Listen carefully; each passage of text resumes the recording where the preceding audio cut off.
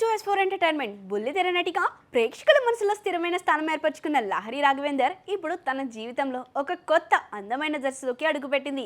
July 26న ఆమె పన్నంటి ఆడబిడ్డకు జన్మనిచ్చింది. ఈ హ్యాపీ న్యూస్ను లహరి స్వయంగా తన ఇన్స్టాగ్రామ్ స్టోరీ ద్వారా అభిమానులతో పంచుకుంది.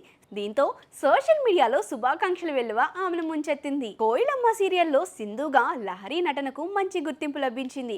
ఆ తర్వాత కళ్యాణ వైభోగం, కన్యాదానం, రాధమ్మ కూతురు, అమ్మ వంటి అనేక సీరియల్స్తో టీవీ ప్రేక్షకులకు సుపరిచితంగా మారింది లహరి.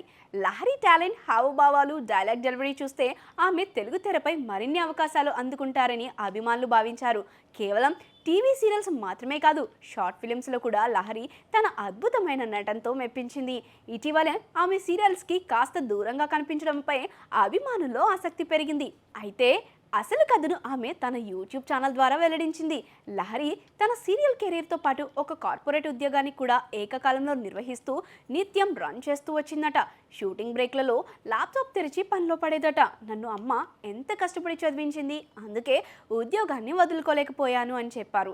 కానీ చివరకు ఉద్యోగమే ఆమెకు అండగా నిలిచింది. ఇక నటిగా తనకు ఎదురైన అనుభవాలను ఆమె నిర్మోహమాటంగా వివరించింది.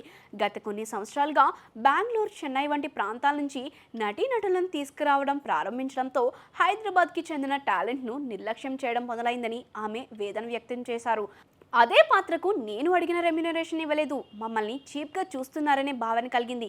ఇంతకీ ఇది మా పొరపాట లేక ఇంకెవరి ప్లానా అంటూ వాపోయారు. ఒక సీరియల్ నుంచి ఆమెను ఒక్క మాట కూడా చెప్పకుండా తప్పించారట. అందుకే ఇక సీరియల్ కెరీర్పై ఆశలు పెట్టుకోవడం కన్నా ఉద్యోగంపై ఫోకస్ చేయాలని ఫిక్స్ అయ్యారు అని చెప్పుకొచ్చింది.